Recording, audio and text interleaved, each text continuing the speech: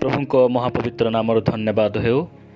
प्रभु पुनर्बार ताहांको जीवित वाक्य प्रति ध्यान करने निमंते आउ एक अवकाश आपण मानक मते से देइछंती सेतिपाई मु प्रभुंकर धन्यवाद करे एवं आज सेवा कार्य मु आपण समस्त को प्रभु यीशु ख्रीष्ट अति पवित्र और बहुमूल्य नाम स्वागत जनाए।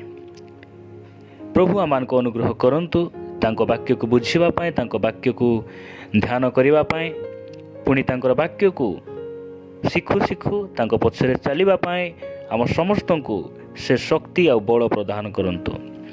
ए समय रे आज आम जो प्रसंग उपर कथबार्ता हेबा से प्रसंगटी हैला आम जानू जे समग्र पृथ्वी रे प्रचलित एवं इतिहास रे प्रसिद्ध जो मसीहा ख्रीष्टपूर्व आ ख्रीष्टाब्द प्रकृत रे एहा केउठारु आसीथिला आ केबे ठारु एहा प्रचलित हैला।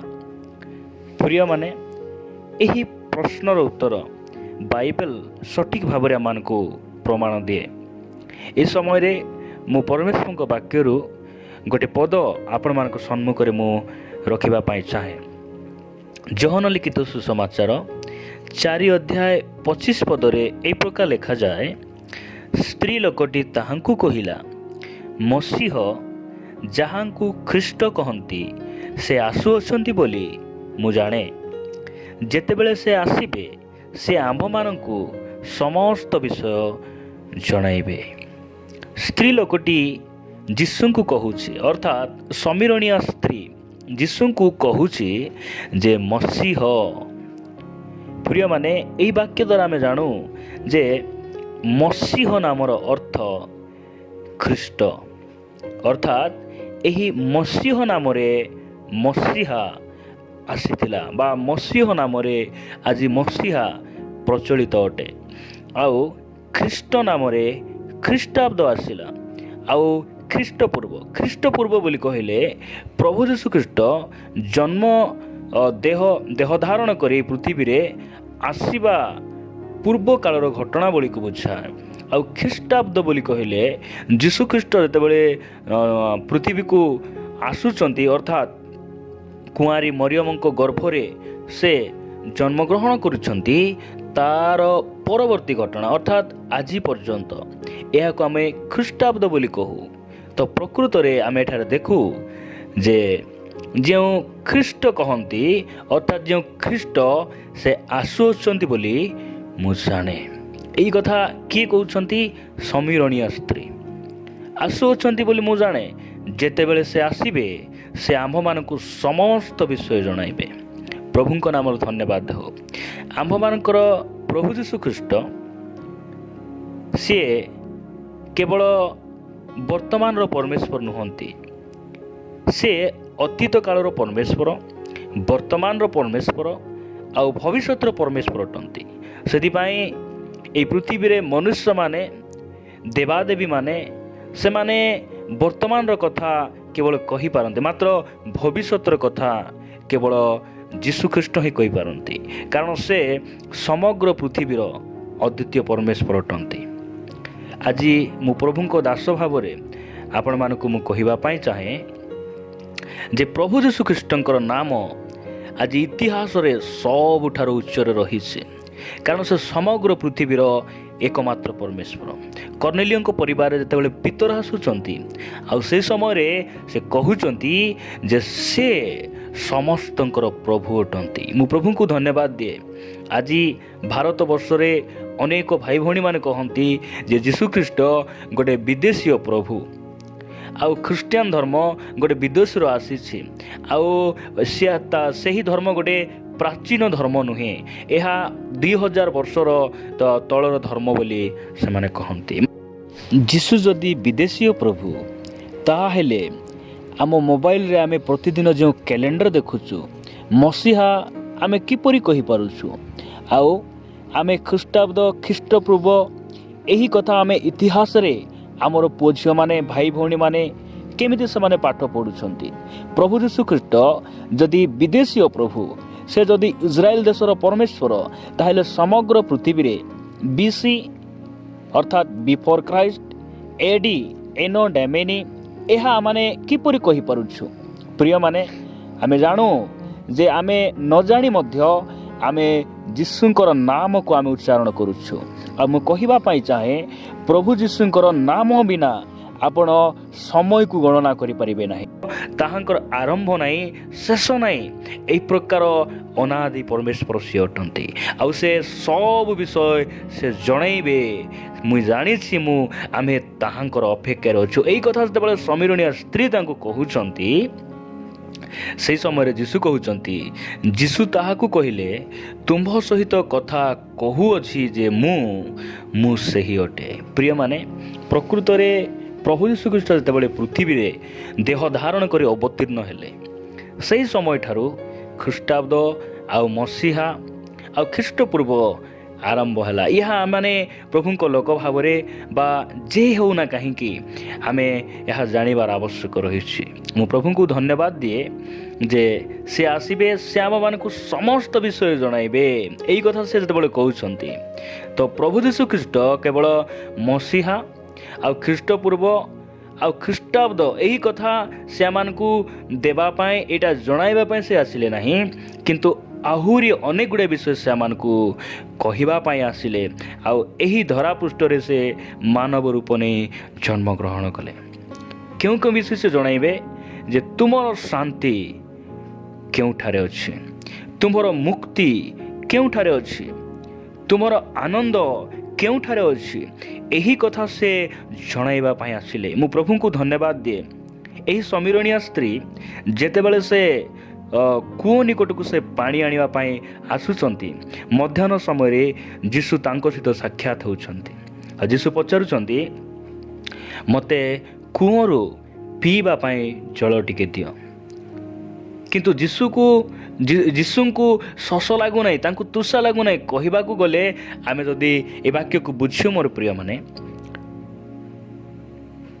सेही स्त्री जे तृषारे अच्छी क्षुधारे अच्छी यह जीशु भलरे से जानी पारुछंती। आ कहउचंती जे जल टिके दियो मु पान करिबी, किंतु से स्त्री लोकटी कहउछि जदि 9 पद आमे माने पढ़ू सेतिरे समीरणीय स्त्री ताहांकू कहिला आपण जणे जिहुदी होई किपरि समीरणीय स्त्री जे मो हातरू पीबाकू मागुअछंती, कारण समीरणीय मानक सहित जिहुदी मानकर व्यवहार नाही।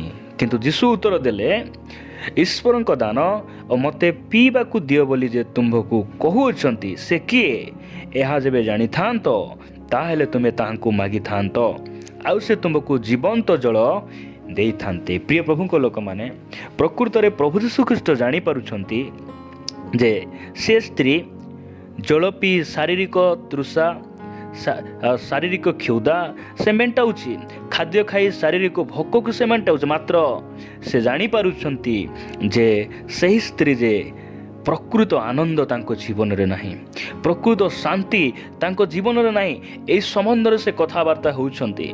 आ से कहउछंती आमे 13 पद जदि पढू जीशु तांको उत्तर देले जे केही एही जल पान करे, एही जल माने एई कूओरु बाहरुथिबा जल, ट्यूबवेल रु बारबल रु नदी रु बाहरुथिबा जल जे पान करे से पुनर्बार तृषित हेबो, किंतु मु जेउ जल देबी ताहा जे केही पान करिवो से केबे हे तुषार्त हेबो नाही, बरং मु ताहाकू जेउ जल देबी ताहा अनंत जीवनदायक जलर निर्झर स्वरूप ताहा थारे उछुली उठुथिबो। एई कथा जेतेबेले स्त्री शुणुछि से कहउछि प्रभु महाशय मते जेपरि शोष न लागे, मु जेपरि पानी काढ़िया पाए कूहकू न आसबी एथिपाई से जल मते दियंतु।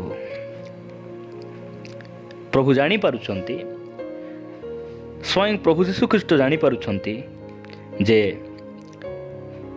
एही स्त्री पाखरे कौनसी आनंद नाही, एही स्त्री पाखरे कौनसी शांति आउ आनंद को से खोजुछि, आनंद प्रकृत आनंद नाही। एई कथा से जानी पारुछंती।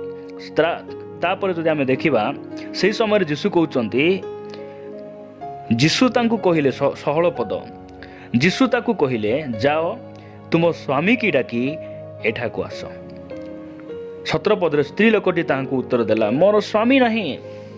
ଯୀଶୁ କହିଲେ ସ୍ୱାମୀ ତ ନାହିଁ, ଠିକ୍ ଠିକ୍, କାରଣ ତୁମ୍ଭର 5 ସ୍ୱାମୀ ଥିଲେ, ଆଉ ବର୍ତ୍ତମାନ ତୁମ ପାଖରେ ଯିଏ ଅଛି ସେ ତୁମ୍ଭର ସ୍ୱାମୀ ନୁହେଁ, ଏହା ସତ୍ୟ କହିଅଛ।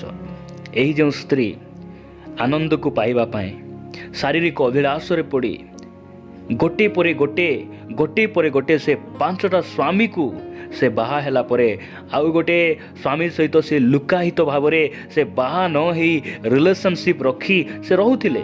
ଏହି ପ୍ରକାର ସ୍ତ୍ରୀ ସହିତ ପ୍ରଭୁ ଯୀଶୁଖ୍ରୀଷ୍ଟ ସେ ସାକ୍ଷାତ କରି ସେ କହୁଛନ୍ତି ଯେ ତୁମର ଆନନ୍ଦ, ପ୍ରକୃତ ଆନନ୍ଦ ତୁମ ସ୍ୱାମୀଠାରେ ନାହିଁ।